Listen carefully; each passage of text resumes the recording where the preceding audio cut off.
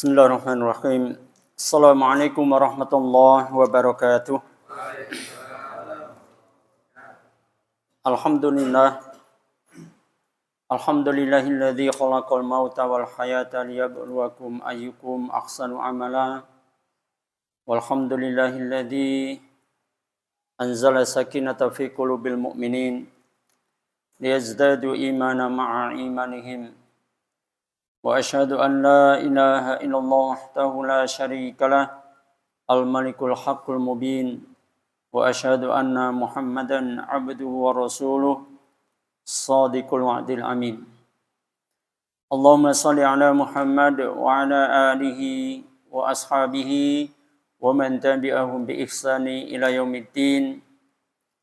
Wa qala Allah ta'ala fil Qur'anil Karim, A'udzu billahi minasyaitonir rajim. Ya ayyuhalladzina amanu taqullaha haqqa tuqatih wa la tamutunna illa wa antum muslimun. Wa qala Allah ta'ala aidan, walau anna ahlal qura amanu wattaqaw la fatahna 'alaihim barakatim minas sama'i wal ard walakin kadzdzabu fa akhadnahum bima kanu yaksibun. Wa qala Rasulullah sallallahu alaihi wasallam fil hadis, ma min qaumin ya'malu bihim bil ma'asi hum agharru wa aktsaru mimman la ya'maluna thumma lam yughayyiruhu illa ammahumullahu bi'iqab. Atau kama qala Rasulullah sallallahu alaihi wasallam. Saudara-saudaraku seiman yang insyaallah dimuliakan Allah Subhanahu wa taala. Alhamdulillah biidznillah, atas izin Allah Subhanahu wa taala hari ini kita dipertemukan oleh Allah dalam satu aktivitas yang tentu kita berharap apa yang kita lakukan pada ba'da salat maghrib ini adalah satu aktivitas yang dicintai oleh Allah, satu aktivitas yang diridhoi oleh Allah Subhanahu wa taala. Kenapa? Karena setiap aktivitas yang kita lakukan, apapun namanya, jika itu mendatangkan ridho dan cintanya Allah, maka hal tersebut menjadi catatan ibadah kita di sisi Allah Subhanahu wa taala.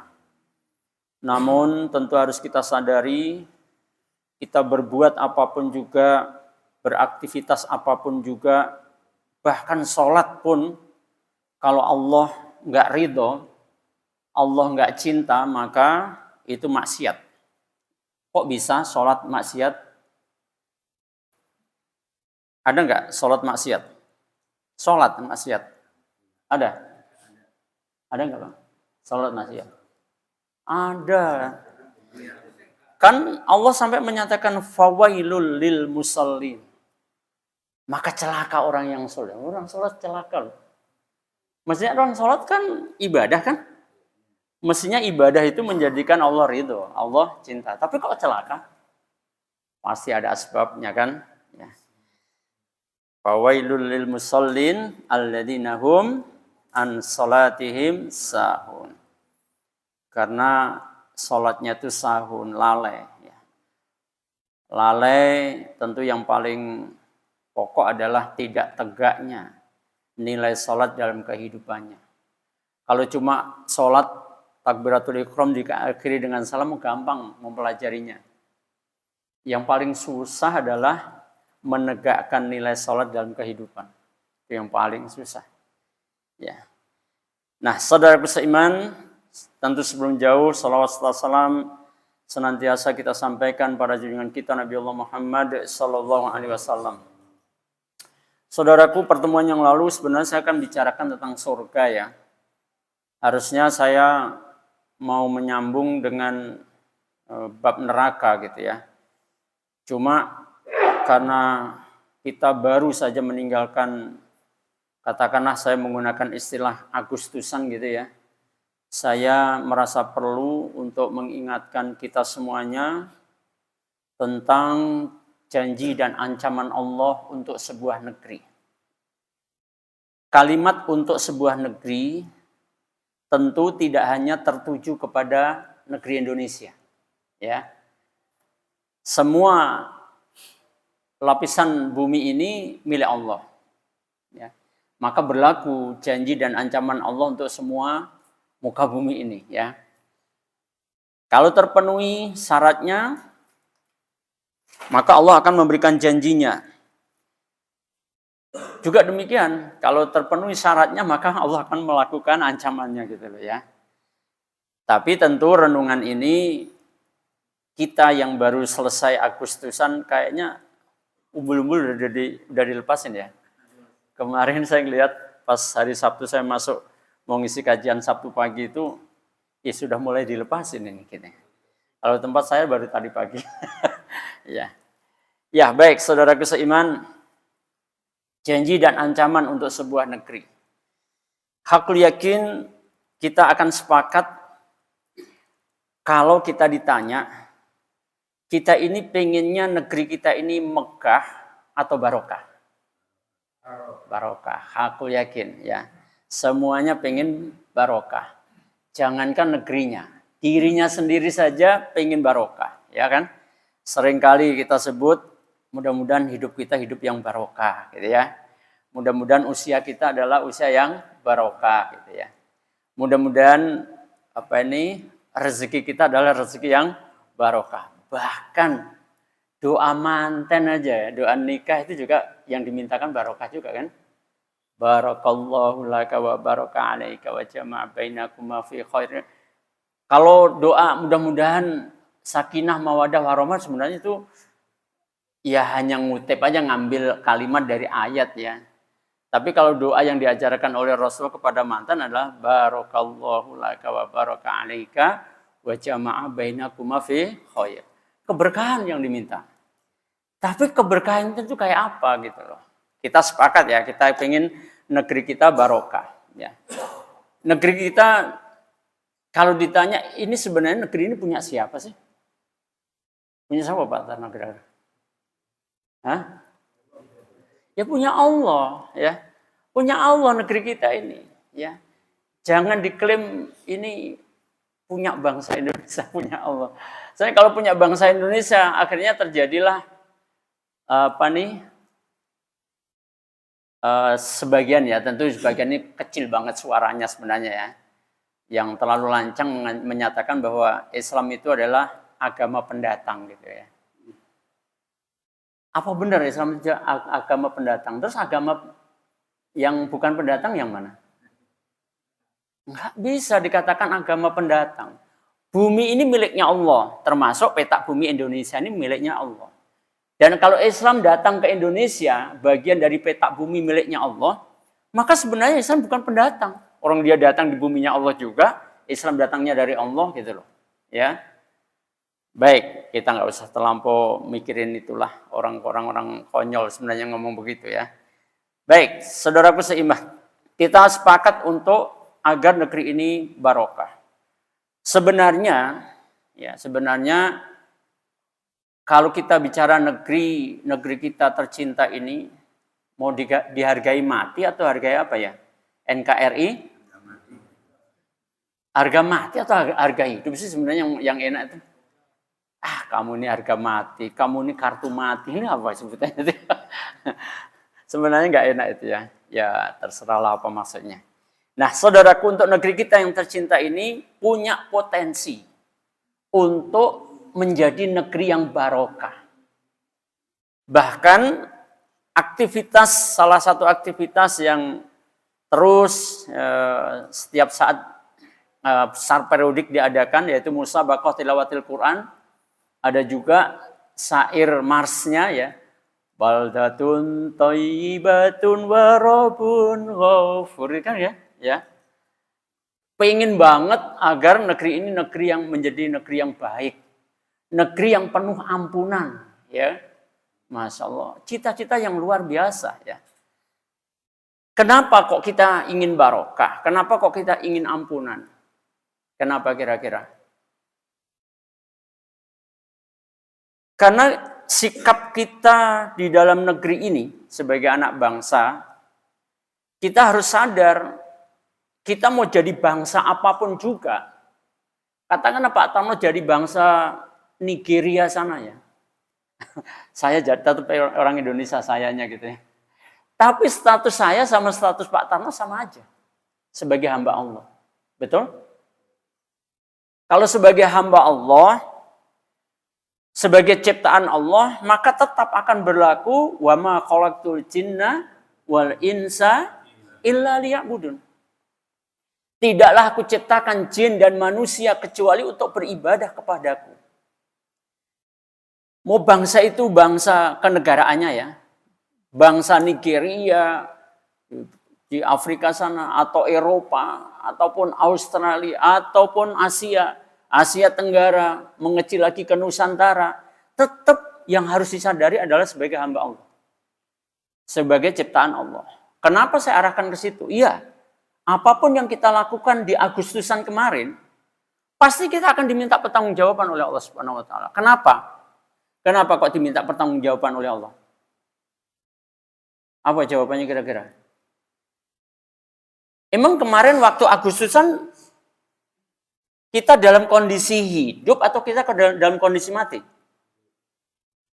Tujuan Allah menghidupkan kita apa? Ibadah. Ibadah itu apa? Semua aktivitas, termasuk Agustusan itu, saya istilahnya saya gunakan ya, Agustusan itu. Terserah lingkungan ini mau ngadakan acara apapun. Ya. Apapun yang kita lakukan Agustusan ketika kita hidup, tujuan Allah menghidupkan kita adalah untuk ibadah. Nah, kita ukur ibadah, kira-kira Agustusan kemarin itu termasuk ibadah atau bukan gitu. Bisa, termasuk ibadah bisa. Kalau yang kita lakukan, kalau yang kita laksanakan untuk kerangka Agustusan itu, Allah ridho, Allah cinta. Ukurannya apa? Jangan melakukan aktivitas peringatan kemerdekaan yang justru Allah nggak ridho.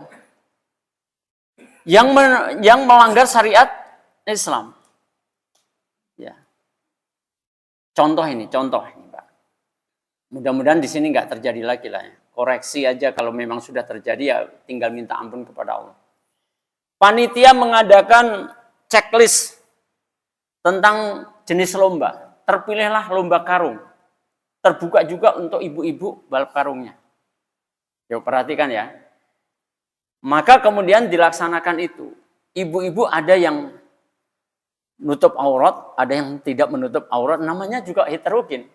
Masyarakat kan heterogen kan, ada yang Islam yang ngerti Islamnya, ada yang Islam-Islaman, ada yang bukan Islam gitu ya.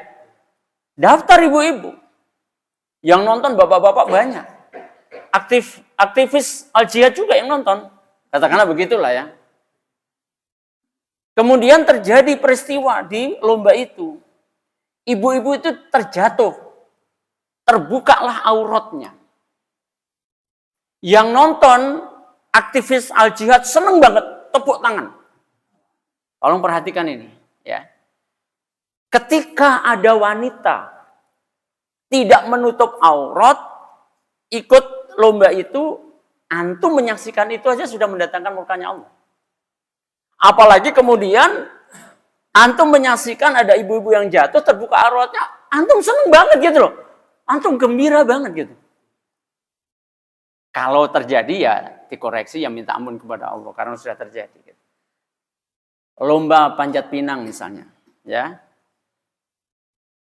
Coba kita lihat lomba panjat pinang kira-kira umumnya ya, yang paling umum pakai pakaian yang lengkap, celana panjang supaya nggak kelihatan pahanya, kan laki-laki yang ikut biasanya kan. Terus kemudian pakai kaos rapi gitu Pak Bambang. Kalau lomba panjat pinang. Apa biasanya Pak Bambang? Pakai celana kolor biasanya. Maka begitu kolornya keinjek, kebuka auratnya, yang nonton seneng juga. Ya ada nonton ibu-ibu, ada aktivis al-jihad juga. Ya. Seneng banget. Melihat sesuatu yang dimurkai oleh Allah seneng. Ini koreksi ini sebenarnya. Walaupun mau dibela kayak apapun itu menggambarkan perjuangan untuk meraih kemerdekaan. Aduh kalau zaman sekarang kasihan banget mau ngambil kaos Berapa lembar itu kaosnya pun juga cuma 10.000 harganya gitu. Ya, harus sengsara kayak nginjek-injek temennya dan Masya Allah. Ya, koreksi sebenarnya ini ya. Jadi itu adalah akan ditanya oleh Allah. Belum kita menggunakan waktu, kita menggunakan tenaga, kita menggunakan dana kita.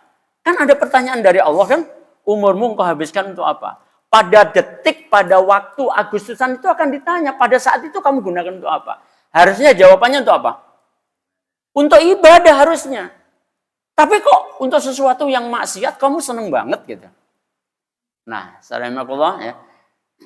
Juga dalam pertanyaan di padang mahsyar juga kita akan ditanya, hartamu engkau belanjakan untuk apa coba? Nah, Bapak sekalian, maka ini menjadi koreksi lah kita ke depan. Bagaimana sebenarnya Allah menuntun kita ketika Allah telah memberikan kemenangan kepada bangsa ini, telah memberikan pertolongan kepada bangsa ini. Sedikit saya surut ke kitab yang sudah pernah kita baca, tapi nggak secara menyeluruh, ya, yaitu kitab Wada'un ar-rasuli ummatihi, ya, perpisahan Rasul dengan umatnya, ya. Ada satu bab yang kita membahas tentang surat An-Nasr, betul nggak? Idza jaa nasrullahi wal fath wa ra'aitan nasa yadkhuluna fi dinillahi afwaja fasabbih bihamdi rabbika wastaghfir innahu kana tawwaba. Jika Allah telah memberikan pertolongan dan kemenangan, itulah bangsa Indonesia sudah ditolong oleh Allah, sudah dikasih kemenangan oleh Allah, ya. Dah bisa bangun dan sebagainya. Kalau dalam itu memang surat ini bicara tentang Fathu Mekah, tapi kita bisa mengambil pelajaran. Dalam ayat ini juga, dalam surat ini juga mengandung pelajaran dekatnya ajal Rasulullah Sallallahu Alaihi Wasallam.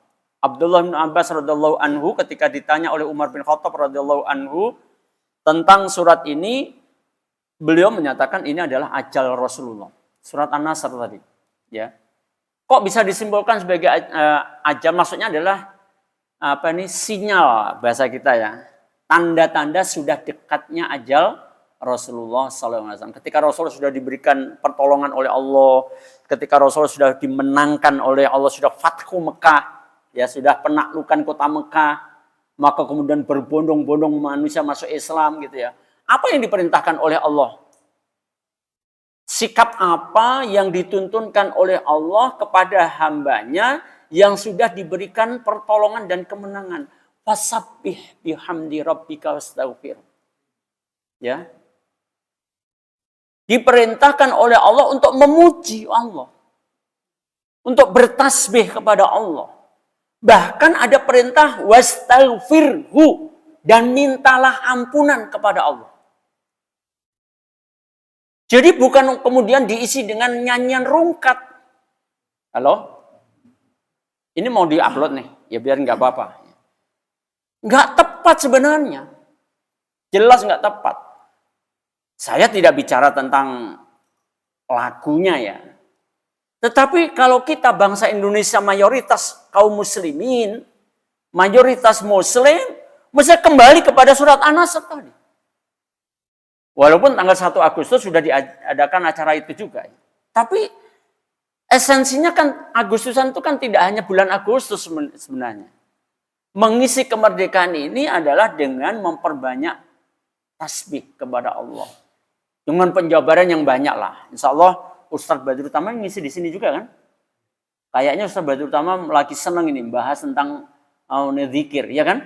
Kayaknya begitu. Di Mutakin juga begitu. Nah, saudara-saudara ya. Dan diperintahkan untuk istighfar. Karena apa? Dalam perjalanan perjuangan anak bangsa ini ya seperti para sahabat. Para sahabat itu ada lintasan dalam benak, dalam hati para sahabat ketika belum diberikan kemenangan, itu muncul perasaan, kapan sih Allah nolong gitu, ya? Kok Allah nggak nolong-nolong sih gitu? Perasaan yang seperti itu sebenarnya di hadapan Allah salah. Kenapa kok salah? Allah nggak boleh kita dikte dengan perasaan kita. Allah punya rencana sendiri. Kamu berbuatlah, silakan. Punya rancangan, punya rencana, silakan dilakukan. Tapi yang akan berlaku kira-kira kehendaknya siapa? Kehendaknya Allah. Makanya ada yang berhasil, ada yang tidak berhasil. Bahasa kita gitu ya. Nah, saudaraku seiman yang insyaallah dimuliakan Allah Subhanahu wa taala, maka tak luput juga perjuangan anak bangsa ini pasti juga. Ya. Wong para ulama kita bukan sahabat. Sahabat aja diperintahkan untuk istighfar. Rasulullah diperintahkan untuk istighfar. Apalagi bangsa Indonesia gitu ya. Dan kemudian setelah surat An-Nasr ini turun, mudah-mudahan bapak-bapak ingat, kalau diamalkan insya Allah ingat. Kalau diamalkan insya Allah ingat. Karena saya sudah sampaikan ini. Ketika surat An-Nasr ini sudah turun di saat hari tasyrik, kemudian Rasulullah memperbanyak kalimat apa? Subhanaka wa bihamdika astaghfiruka wa atubu ilaika. Sampai ini memancing Aisyah radhiyallahu anha tanya, "Wahai Rasulullah, ini kalimat apa sih kok? Kok baru kali ini aku dengar engkau banyak mengucapkan?" Ya. Maka Rasulullah menjelaskan, ini adalah tanda untuk umatku dan aku mengetahuinya. Maksudnya tanda apa? Tanda akan berpisah dengan Rasulullah. Karena Rasulullah bentar lagi mau wafat. Tapi Rasulullah nggak tahu deh ya. Ini cuma isyarah ya, cuma isyarah ya. Dan dalam sirah nabawiyah kita akan tahu bahwa setelah surat An-Nasr ini turun, Rasulullah itu hidupnya cuma 80 hari. Coba nanti hitung ya. Mulai dari tasyrik 11, 12, 13 Dzulhijjah, tarik hitungan 80 hari kira-kira jatuhnya bulan apa? Rabiul Awal. Dan Rasulullah memang wafatnya bulan Rabiul Awal. Pas. Kira-kira 80 hari itu sudah dekat atau masih lama? Dah, kalau dikasih 80 hari lagi mati. Kira-kira masih jauh atau sudah dekat? Hah? Maka ini juga memberikan pelajaran buat kita. Yang kita setiap hari, saya sebulan sekali ketemu di majelis ini, harus kita sadar bahwa 30 hari yang lalu kita ketemu, sampai dengan hari ini, maka berarti jatah hidup kita sudah berkurang 30 hari. Berarti semakin dekat kita dengan hari kematian kita. Ya. Maka hendaklah kalimat subhanaka wa bihamdika astaghfiruka wa atubu ilaika diperbanyak. Dan ini tidak berlaku untuk yang keriput-keriput aja loh. Karena namanya kematian tidak pandang apakah yang keriput atau yang masih kenceng, ya. Sampai al-adab yang dimaknai kematian itu datangnya baghtatan, secara mendadak. Tidak ada seorang pun yang diberitahu oleh Allah. Kembali. Maka ini menjadi koreksi juga bagi kita. Anak negeri inilah ya, bangsa ini. Yang mayoritas kaum muslimin harusnya memperbanyak kalimat tasbih juga istighfar kepada Allah Subhanahu wa taala. Nah, sekarang ketika negeri ini dihuni oleh mayoritas kaum muslimin, sesungguhnya keinginan kita agar negeri ini menjadi negeri yang barokah sangat besar potensinya untuk nyata, untuk diraih keberkahan itu. Karena Allah Subhanahu wa taala di dalam surat Al-A'raf ayat yang ke-96 ya. Surat Al-A'raf ayat ke-96 ya. Allah menyatakan walau anna ahlal qura amanu wattaqau la fatahna alaihim barakatim minas sama'i wal ard. Ya. Walakin kadzabu fa akhadnahum bima kanu yaksibun. Walau anna ahlal qura, dan sekiranya anna ahlal qura, penduduk negeri itu, kita bayangkan negeri itu adalah negeri kita gitu ya. Tadi saya katakan negeri ini berlaku untuk seluruh muka bumi loh ya. Tapi kita sebagai bangsa Indonesia membayangkan negeri itu adalah negeri kita, gitu ya. Walau anna ahlal qura, dan sekiranya penduduk negeri itu amanu wattaqau. Lihat nih ya. Indonesia mayoritas muslim, tentu husnudonnya berarti mayoritas beriman dan bertakwa. Inilah yang tadi saya katakan, potensi untuk mendapatkan keberkahan dari Allah, menjadikan negeri ini negeri barokah, itu sangat besar. Karena penduduknya mayoritas muslim. Yang mestinya kalau mengaku muslim, ya beriman, ya bertakwa. Cuma persoalannya, mesti harus tahu barometer iman itu kayak apa, barometer takwa itu kayak apa. Tidak cukup mengaku beriman, tidak cukup mengaku bertakwa. Dan ini berlaku juga untuk pribadi. Ya, berlaku untuk pribadi kita masing-masing. Kalau sudah negeri itu penduduknya beriman dan bertakwa, maka janji Allah, la fatahna alaihim. Pasti kami bukakan ya kepada alaihim, kepada mereka barokatin, keberkahan. Ya, keberkahan. Ya. Bahkan disifati dibukakannya keberkahan kepada penduduk negeri itu minas sama iwal ard, dari langit, dari bumi. Kalau dari langit, kalau kita lihat tafsirnya, banyak diturunkan hujan, hujan itu menjadi barokah, kemudian menyuburkan tanahnya dan sebagainya. Nah, wal ardi, buminya kemudian menjadi subur, menghasilkan ya apapun yang ditanamnya dengan baik dan sebagainya. Ya. Tapi coba mari kita lihat. Benarkah Indonesia yang kita cintai ini, yang dihuni mayoritas muslim yang harusnya beriman bertakwa, sudah terpenuhi barometer keimanan, barometer ketakwaan yang ditetapkan oleh Allah atau belum? Tentu kita tidak mungkin akan bahas seluruhnya. Saya ambilkan satu contoh saja. Ya. Barometer keimanan itu ya, sebagaimana di dalam surat An-Nur ayat 51 contohnya, ya. Surat ke-24 ayat 51. Kita sambil membaca diri kita karena kita juga ngaku beriman kan? Halo? Iya, Pak. Ibu yang di teras ngaku beriman juga. Halo? Suara saya bisa ditembus sampai teras. Ngaku beriman juga, Bu. Ya. Baru ngaku loh ya. Yuk kita ukur, benarkah kita ini orang beriman? Benarkah bangsa ini yang mayoritas muslim betul-betul iman yang seperti yang diinginkan oleh Allah Subhanahu wa taala? Ya. Bukan iman-imanan gitu loh, ya. Lihat ya. Surat An-Nur ayat 51, Allah Subhanahu wa taala menyatakan innama kana qaulal mu'minina idza du'u ila Allah wa rasulihi liyahkuma bainahum ayyaqulu sami'na wa ata'na. Ini ukurannya nih. Hanyalah inama ini pembatas, nggak ada yang lain-lain lagi. Apanya ucapan orang beriman? Nih lihat, coba kita akan ngucapin apa kira-kira, gitu ya.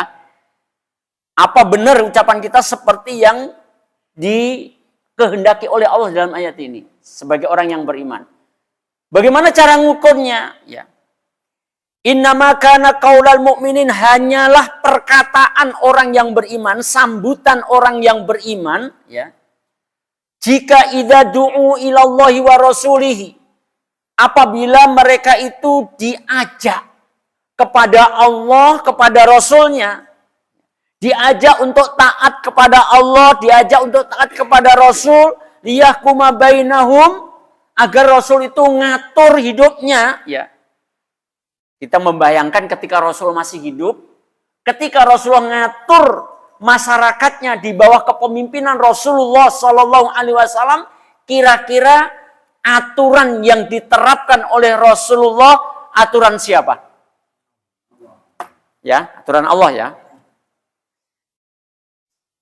Tolong jangan salah paham. Ketika saya bahas ini di Al-Muttaqin, di Al-Muttaqin itu ada, ini Pak polisinya nggak hadir ya? Pak Karno nggak hadir. Di di Al-Muttaqin itu lengkap. Ada yang mantan Intel Angkatan Darat, ada polisi, ada jaksa. Saya katakan, kalau kita bicara tentang menerapkan hukum Islam, itu sebenarnya wajar. Ya. Kita sebagai orang Islam pengen agar aturan Allah itu diterapkan. Itu wajar. Orang kita memang orang Islam kok. Mestinya kita pengennya ya aturan Allah yang berlaku kan begitu kan. Apakah aturan Allah itu mesti akan menyengsarakan orang? Bahasanya kalau antara iman mesti lawan katanya adalah kafir. Kalau iman mesti kafir gitu loh ya. Artinya lawan katanya ya. Kalau kita bicara iman, lawan katanya mesti kafir ya. Nah, apakah kalau peraturan Islam, peraturan Allah itu diterapkan, apa akan menyengsarakan orang kafir? Enggak. Enggak. Ada aturannya dari Allah. Ya. Ya tapi kita enggak sampai detail itulah ya. Tapi ada aturannya. Bahkan orang kafir itu akan dilindungi sepenuhnya. Tidak boleh diganggu. Ganggu orang kafir itu sama dengan ganggu orang Islam. Kalau aturan Islam benar-benar ditegakkan. Tapi syaratnya ada. Syaratnya diantaranya adalah orang kafir itu harus membayar jizyah namanya. Jizyah itu katakan bahasa kita, katakanlah pajak kepala gitulah. Ya. Untuk sebagai tanda aku tunduk kepada pemerintah Islam gitu, yang di bawah pimpinan Rasulullah SAW, kemudian dilanjutkan oleh khilafah dan seterusnya. Nah, begitulah ya. Maka juga aneh juga ketika kita bicara tentang peraturan Islam ditegakkan, yang ngomong orang Islam tapi aneh juga omongannya.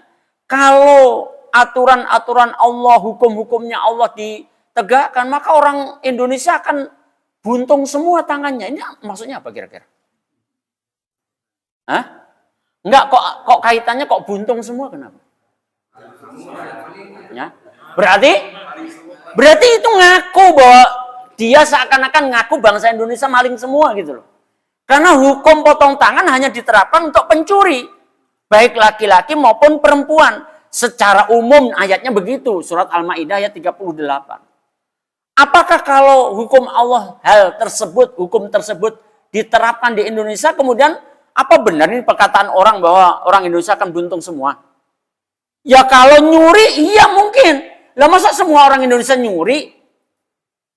Dan itu pun juga harus dijelaskan. Ketika hukum potong tangan itu diterapkan, tentu tidak begitu saja. Mesti ada hukum. Kalau hukum positif itu ada hukum acaranya. Kan saya orang hukum, jadi saya tahu ada hukum acaranya gitu loh ya. Mobilmu hilang di mana? Mobil Pak Tarno hilangnya di jalan. Dia parkirnya di jalan, padahal jalan itu bukan haknya Pak Tarno sebenarnya itu. Halo? Yang sampean beli kafling itu yang mana? Kalau jenengan punya ini lah, punya rumah lah. Hah? Mana yang jenengan beli dari Karsindo? Jalanan itu termasuk dibeli. Bukan tuh fasos itu. Zolim kita sebenarnya kalau parkir di pinggir jalan. Ya. Hak sosial dipakai. Ngeribetin orang mau jalan. Ya. Termasuk juga tanggul. Tanggul itu bukan milik kita sebenarnya. Ya.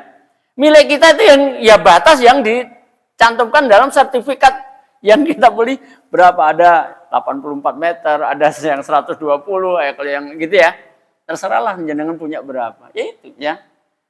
Kalau mobilnya hilang di pinggir jalan, diparkir tanpa dikunci, ya nggak bisa disalahkan pencurinya, nggak akan bisa dipotong tangannya.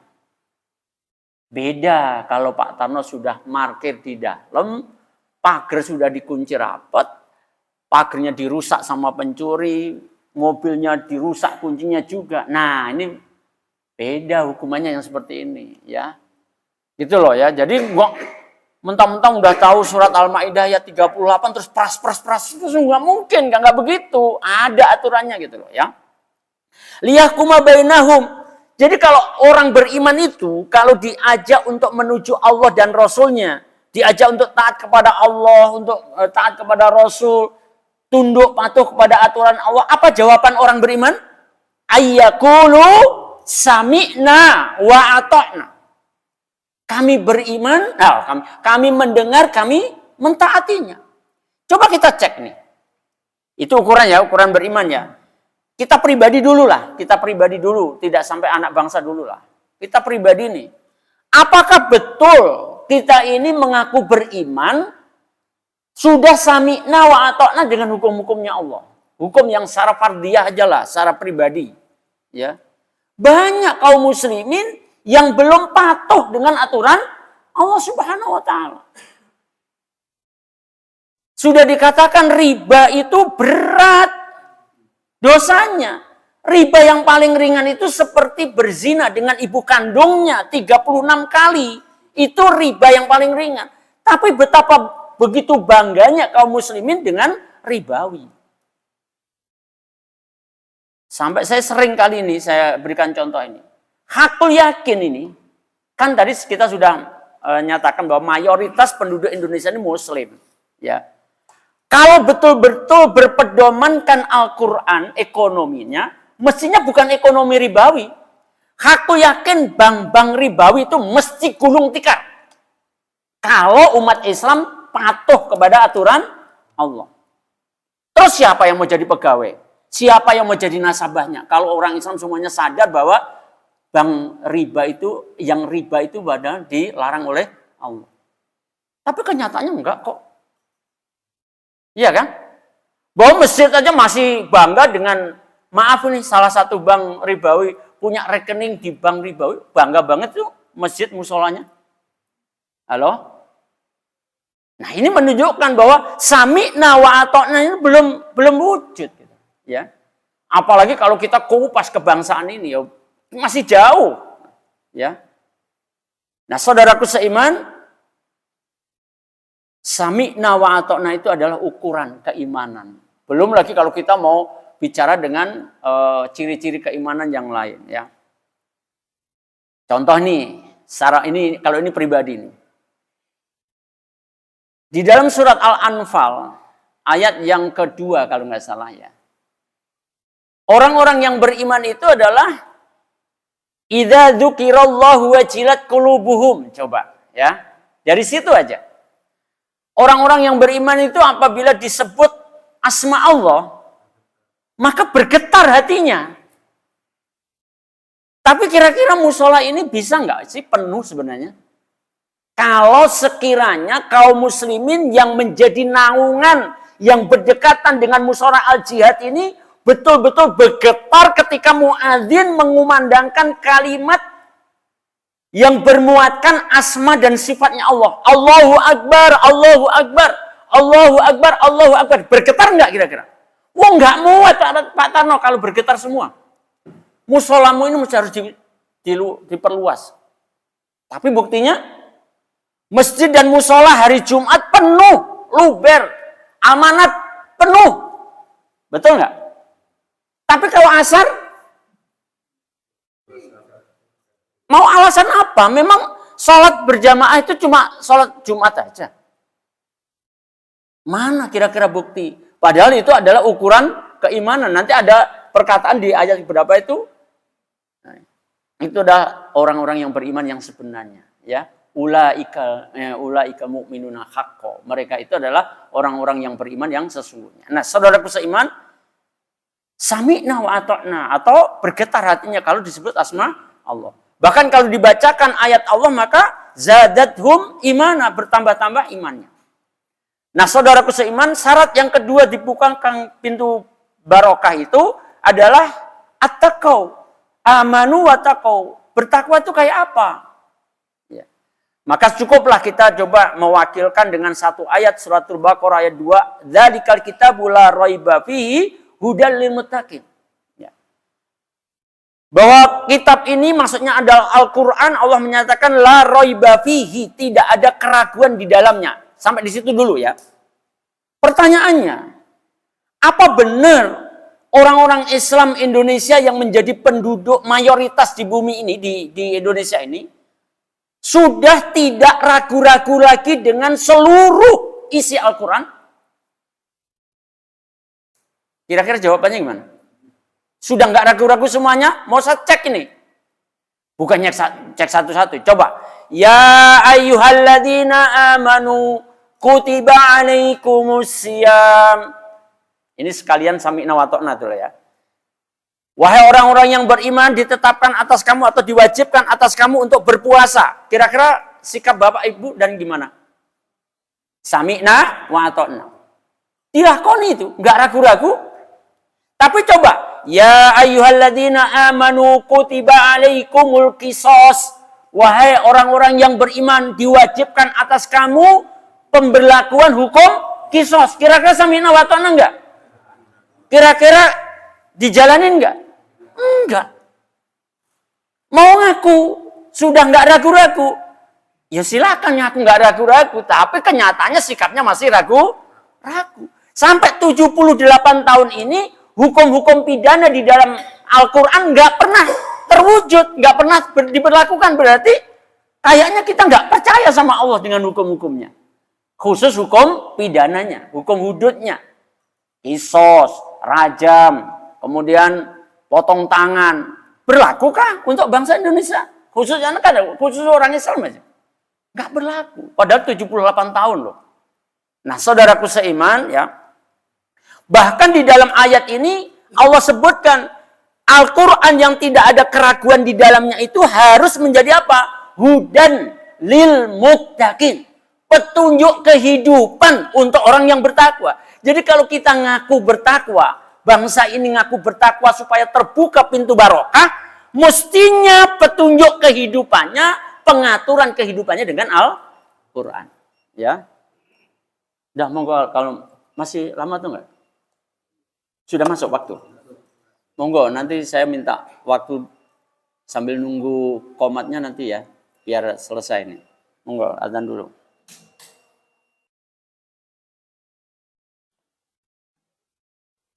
Berapa menit ke menuju koma? 10 ya? Ya. Hah? 6 menit. Ya, baik ya. Jadi kalau menjadi orang yang bertakwa, petunjuk kehidupannya mesti harus Al-Quran. Ya. Mari kita coba introspeksi diri. Karena petunjuk kehidupan ini tentu tidak hanya untuk ketika bermasyarakat. Secara pribadi kita juga harus diatur dengan Al-Quran. Rumah tangga kita juga harus diatur dengan Al-Quran. Kita sebagai anggota masyarakat juga harus Qurani. Ini lagi heboh-hebohnya ini. Apa deklarasi gitu ya. Saya tapi nggak ngomongin deklarasinya ya. Saya netral aja lah. Netral dalam arti saya hanya mengingatkan back to Quran. Ya. Kembali kepada Al-Quran. Aturan Allah itu lengkap. Ya. Termasuk dalam kemasyarakatan, di dalam memilih pemimpin pun diatur oleh Allah Subhanahu wa Ta'ala. Seabrek-abrek ayat yang Allah ngatur bagaimana cara memilih pemimpin. Ayo coba kita terapkan. Ya, jangan curiga dulu ini tim sesnya siapa enggak. Saya enggak ada kepentingan tim ses siapa ya. Tapi saya ajak untuk kembali kepada Al-Quran. Karena kita ngaku bertakwa semuanya. Kita harus menyelamatkan diri kita dengan cara kita berpetunjukkan Al-Quran. Gitu lah ya. Nah kalau itu sudah, bahkan kemudian Allah pun juga sudah mengingatkan. Karena hukum-hukum Allah itu ada yang bisa kita tegakkan secara fardhiyah sebagai pribadi-pribadi. Ya. Ibu-ibu suruh nutup aurat, kita diperintahkan untuk sholat, ya nggak usah nunggu ada undang-undang dulu lah. Ya. Itu bisa kita lakukan secara pribadi-pribadi. Ya.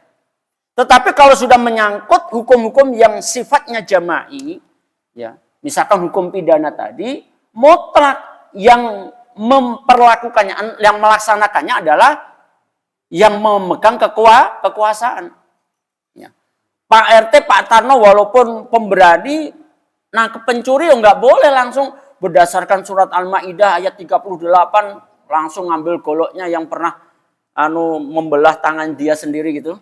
Langsung dipotong tangannya pencuri itu malah masuk penjara Pak Tarno, ya. Karena itu yang melaksanakan harus penguasa, ya. Nah, saudaraku seiman yang insyaallah dimuliakan Allah Subhanahu wa Ta'ala, dan tidak mungkin hukum-hukum seperti itu yang pelaksanaannya harus penguasa kemudian bisa berlaku kalau penguasanya sendiri nggak peduli dengan hukum Allah, nggak mungkin akan berlaku. Ya gitu loh ya. Tapi bagaimana kita secara pribadi-pribadi? Al-haqqu mir rabbika fala takunanna minal mumtari. Kebenaran itu apa yang datang dari Allah.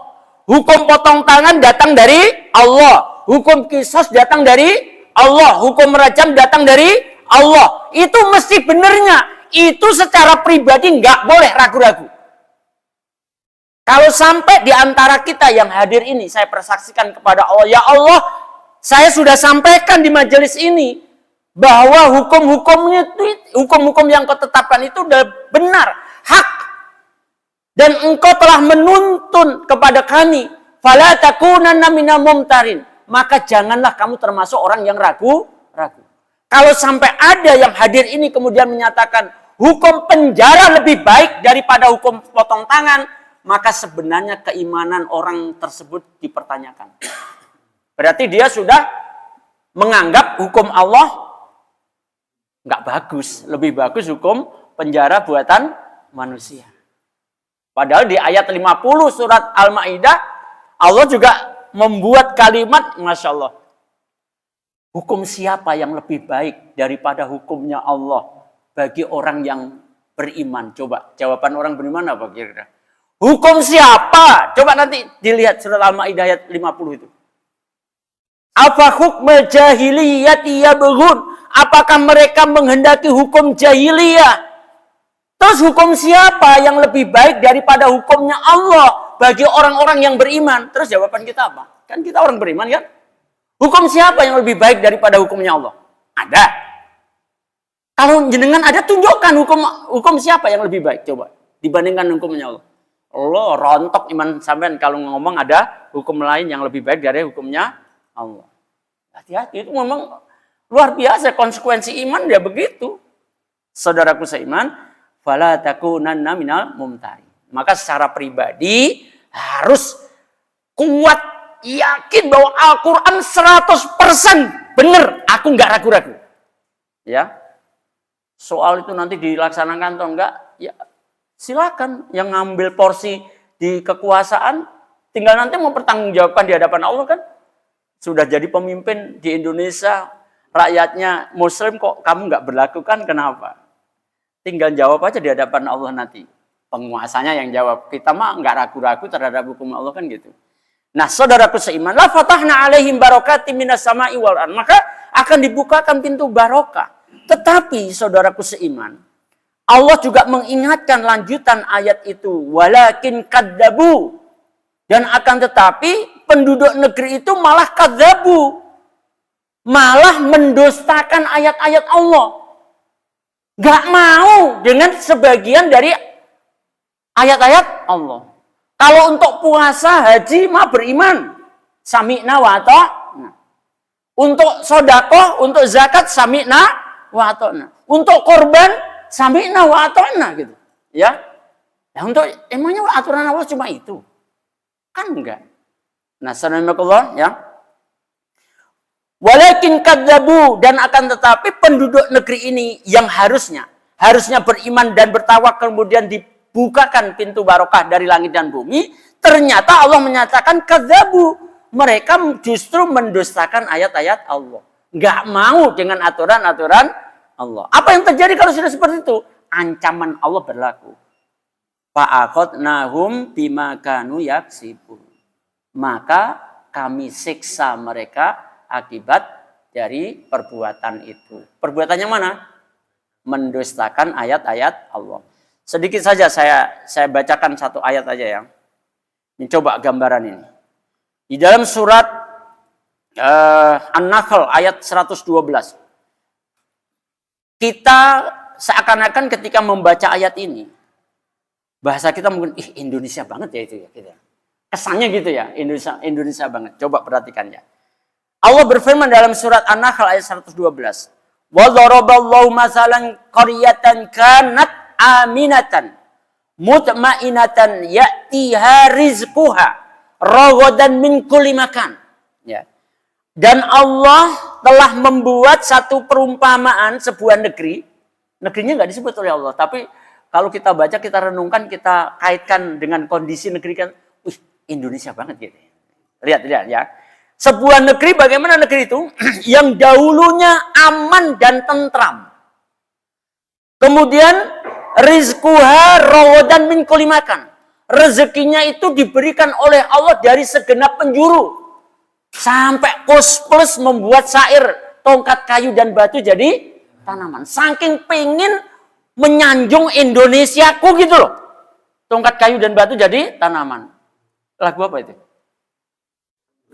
Loh kan apa deh? Saya juga tahu kolam susu. Saya dulu kan penggemar lagu juga, ya kolam susu ya, masya Allah.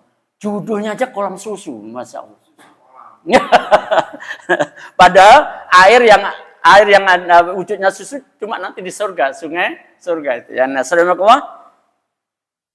jadi rezekinya diberikan oleh Allah dari segenap penjuru. Hutannya, lautnya, buminya banyak menghasilkan dari segenap penjuru. Kemudian Allah membongkar sikapnya penduduk negeri itu. Bagaimana sikap penduduk negeri itu? Fakafarat bi'an umillah. Ternyata penduduk negeri itu mengingkari nikmat-nikmat yang wujudnya rezeki tadi. Kufur nikmat. Nggak mau bersyukur. Ya. Malah kemaksiatan terjadi di mana-mana. Ya. Apa kalau yang terjadi kalau sudah seperti itu? Allah akan laksanakan ancamannya. Fa'adzaqahallahu libasal ju'i wal khaufi. Maka kepada negeri itu kami berikan libas. Libas itu apa sih? Libas itu pakaian. Pakaian itu sifatnya kan melekat pada badan kita ya. Ya. Apa itu wujudnya pakaiannya? Kelaparan dan ketakutan. Coba tuh. Beberapa hari yang lalu di Al-Mutakin ba'da sholat suruk ngobrol. Ada orang tua yang ngomong, kok negeri kita menjadi menakutkan banget. Saya ingat ayat ini. Ya. Negeri ini menjadi menakutkan. Negeri ini yang gemah ripah lojinawi kok banyak kelaparan. Kenapa? Karena dia bersyukur atas nikmat Allah. Allah berlakukan ancamannya. Allah berikan pakaian kelaparan dan ketakutan. Ya mungkin jenengan nggak sampai kelaparan lah. Tapi di pelosok-pelosok kan banyak. Ya. Sekarang aja sudah butuh bantuan air bersih. Nggak usah jauh-jauh. Di Kerawang tuh sekarang banyak butuh bantuan air bersih. Ya. Hah? Iya. Masya Allah ya. Nah, kenapa begitu diberikan pakaian kelaparan dan ketakutan negeri itu? Bima kanu yasnaun. Disebabkan oleh perbuatan mereka yang nggak mau syukur nikmat. Ya sudah, karena sudah mau sholat isya. Ya, sebenarnya masih banyak ya. Ya, kita sambung aja bulan depan insya Allah. Ya, baik. Ada yang mau ditanyakan sebelum ditutup? Hah? Apa? Di cancel dulu ya. Soalnya nanti ada hadis juga berkaitan dengan ketika Rasul menyatakan ini. Saya bocorkan. Idza dhaharul ma'asi fi ummati. Apabila telah nyata, sudah terlihat gamblang kemaksiatan terjadi di tengah-tengah umatku. Kita sambil merenung. Umat Islam Indonesia, umatnya Muhammad sallallahu alaihi wasallam, kira-kira di tengah-tengah kehidupan umat Islam Indonesia terjadi kemaksiatan apa enggak? Kalau sudah seperti apa?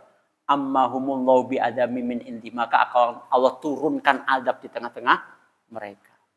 Nah, persoalannya kita, bagaimana kita enggak berbuat, tapi dijawab oleh Allah.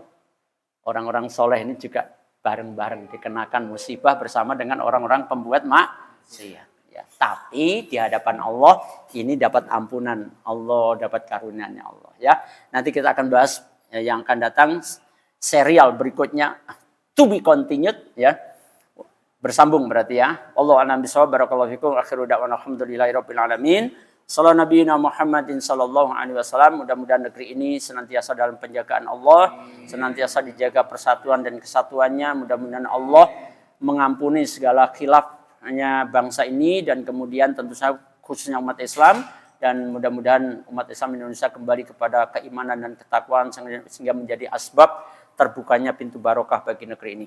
Wallahu a'lam bishawab. Barakallahu fikum. Kita tutup bersama dengan kifaratul majelis. Subhanakallahumma wa bihamdika asyhadu an la ilaha illa anta astaghfiruka wa atubu ilaik. Wassalamualaikum warahmatullahi wabarakatuh.